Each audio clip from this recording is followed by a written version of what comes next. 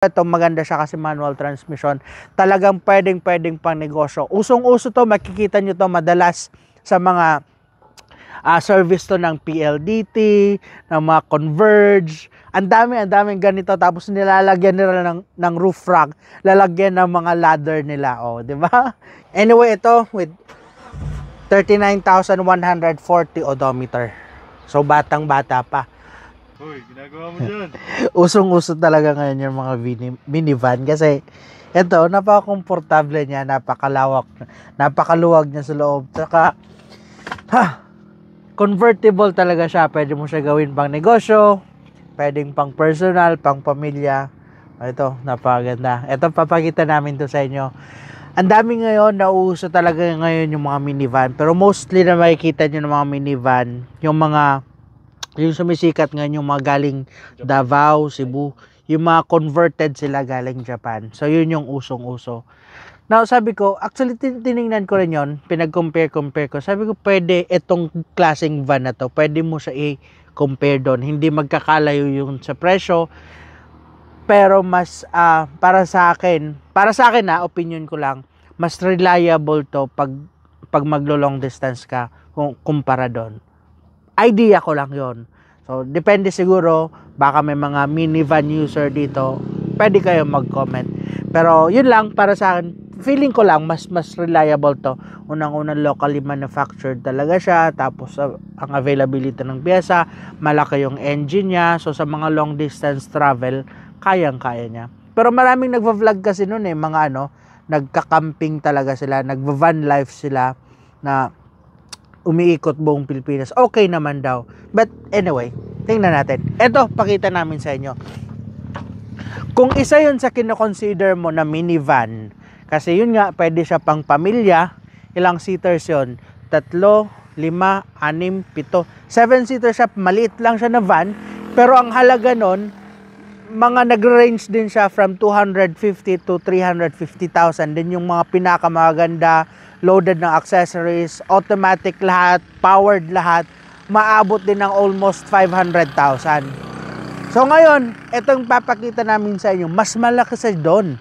Mas malaki siya konti. Presenting to you, Suzuki APV.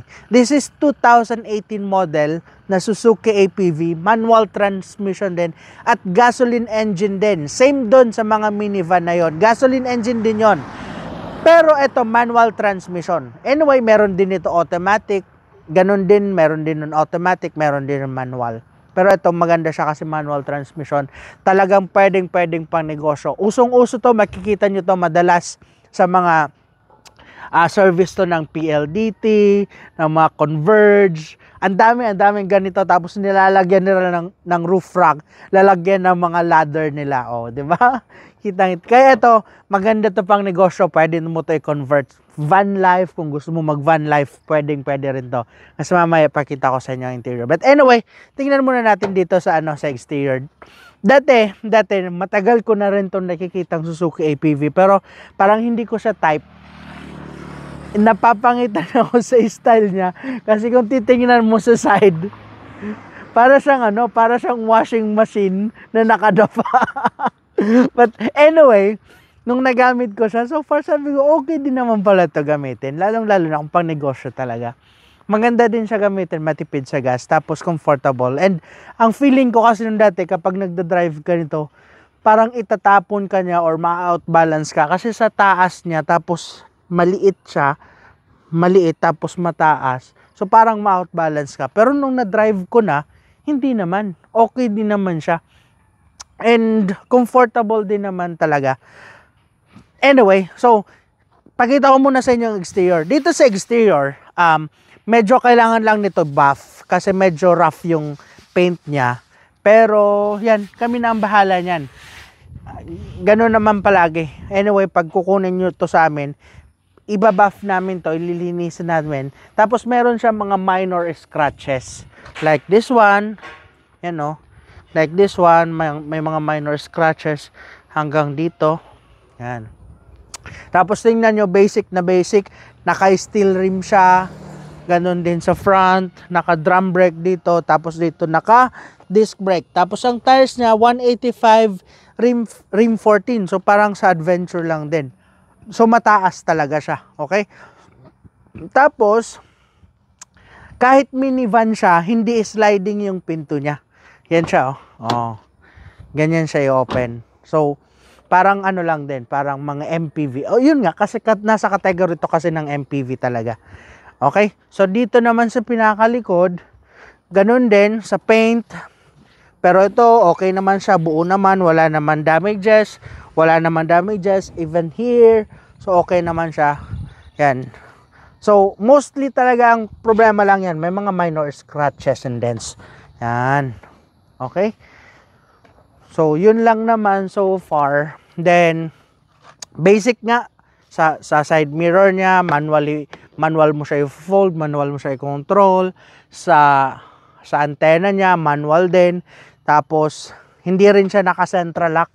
Actually, hindi rin siya naka-central lock. Tapos, yung gas tank niya, di susi.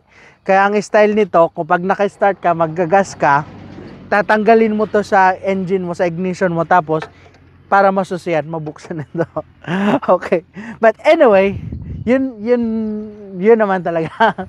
So, maganda siya.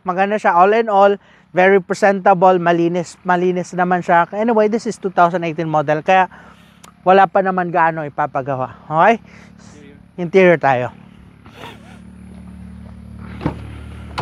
Yan. So, dito sa interior, ito talaga yung design ng APV. Ito talaga yung upuan niya. Naka-leather siya, kaya maganda. Maganda yung upuan niya. Hindi siya basta-basta masisira. Hindi rin siya basta-basta mapupunit. Hindi rin siya basta-basta madadamage. So, halos karamihan, mga APV talaga, ganito yung ano nila, yung upuan. Then, maganda rin, tingnan mo, pag-akyat mo dyan, meron ka pang first step na parang hagdan ka. So, hindi ka mahirapan kasi hindi, kahit mataas siya, may hagdan ka pataas. Okay, then pag-start natin to, yan. Anyway, ito with 39,140 odometer. So, batang-bata pa. 2018. Hindi masyado gamit. Aircon control, basic. Yan. Tapos, stereo, basic na basic. Super lamig na yung aircon. Tapos, ito pa ang maganda dito, naka-dual aircon siya. Yan, no? May dual aircon yan. May ibang APV kasi na dito lang sa front. So, ang lamig sa front, yun yung pupunta sa likod. Pero ito, hindi na. Mas mabilis siya lumamig, mas malamig siya kasi dual aircon siya. So, mayroon din dito sa taas. Okay? Tara, mag second row tayo. Anyway, manual windows. Yan, o. Yan. Yan din, manual windows. Diba? Parang napaka-plain lang ng pinto niya. So, dito sa second row, tingnan nyo, ang kakasya dito, mga tatlo. No, diba? May hagdan ka rin dito. Tapos, yan. O, mga tatlo dito yung kasya.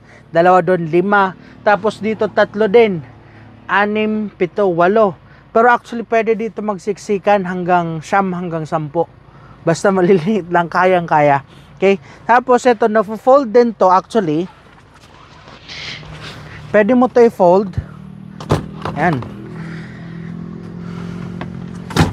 And, para may access ka papunta dito sa pinakalikod. Maliban doon, ayun na, kapag ginagawa tong cargo, kapag ginagawa tong panegosyo, tinatanggal nila to lahat. Ito, tanggal to. Ito, tanggal to. As in ano lang, bakante lang to. So, pwede mo talaga siya kargahan ng iba't ibang produkto, kung nagbebenta ka, or kung ano naman na produktong dinadala mo. Ang dami mong may lalaman dito. And, protected pang product mo kasi hindi ka maulanan dito. Diba? Okay, sa pinakalikod tayo. Pakita ko sa inyo.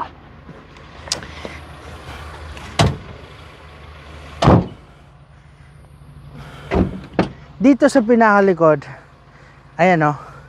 Yan. Ito, i-fold mo lang din to. Paano na nga ito i-fold? Kalimutan ko ah. Yung. Sige nga. Oh. Yan. So, pwede mo siya i-fold. Kung ayaw mo tanggalin, at least, maluwag ang luggages mo. Pero, again, kung gusto mo space na malaki, pwede mo yan tanggalin lahat. Okay? So, ano pa ba? Oh, Lakas naman ah. Yun. Kahit nga nakataas pa siya oh, may mga space ka pa dito for luggages. Then pwede ka pa maglagay ng roof rack kung gusto mo. Okay? Ano pa ba? So far yun lang naman. Test drive tayo. Tara. Ito ang engine size nito. 1.5 engines displacement. So medyo malakas-lakas siya konti ang torque niya. Tapos expected medyo malakas-lakas din sa gas. Pero kung sanay ka naman sa mga 1.5, 1.6 na engine, hindi ka maninibago. Pero kung nasanay ka sa mga 1.0, 1.2 na engine displacement, maninibago ka talaga sa gas consumption.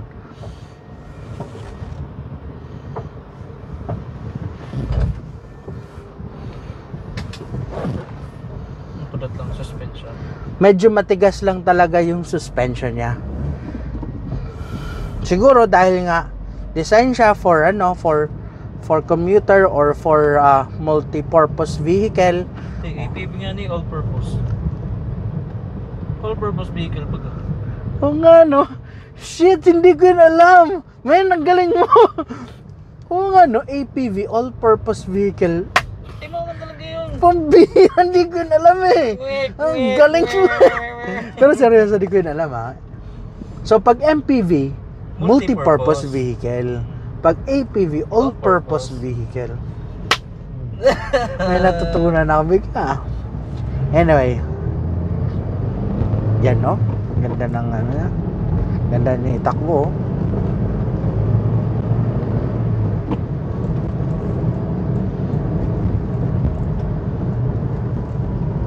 Grabe, ang lamig ng aircon nito. As in, ramdam mo nanunuot yung ano niya. Yung lamig niya. The best. Yung gamit kayo kagabi na pinita ko. Nagabali po ako pinita.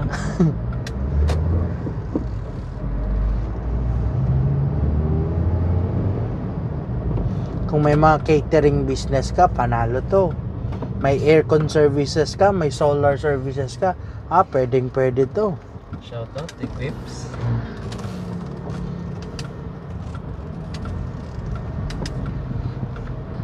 Pero kung all-purpose vehicle talaga, pwede siya. At affordable pa. Yun yung maganda doon.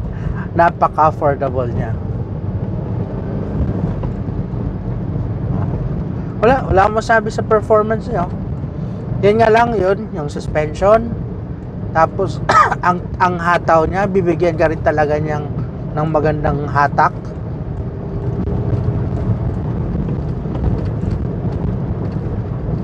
Wala kang marinig ng mga vibration sa loob. Pero honest issue lang, medyo may kalampag siya sa ilalim. Pero actually, ayaw ko na rin nga sana talaga sabihin kasi aayusin lang din naman natin yan eh. But anyway, at least aware kayo. Meron siyang kalampag na konti. Papacheck natin yan. Yan. Okay.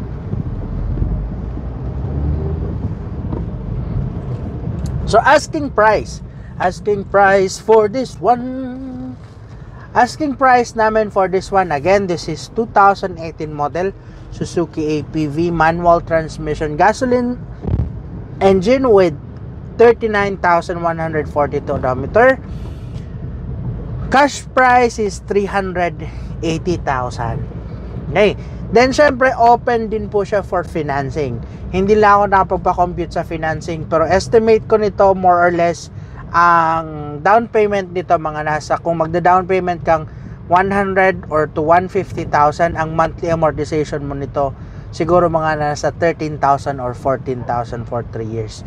Hindi pa yan eksakto hindi pa yan eksakto. So kung gusto niyo ng eksaktong computation, message kayo sa amin, tawagan nyo kami para mabigyan ko kayo ng exact computation nito sa financing. Okay na. Yun. So tawag na lang kayo. Abangan nyo bukas sa mga susunod. Marami pa po tayong i-upload na mga unit. Meron tayong Toyota Fortuner na manual. Meron tayong Toyota Innova na 2015. Meron pa tayong Ford Everest na manual. Marami pa po. Kaya abang-abang na lang sa mga naghahanap ng unit dyan. Cash or financing, ma-assist po namin kayo. Thank you very much and keep safe everybody.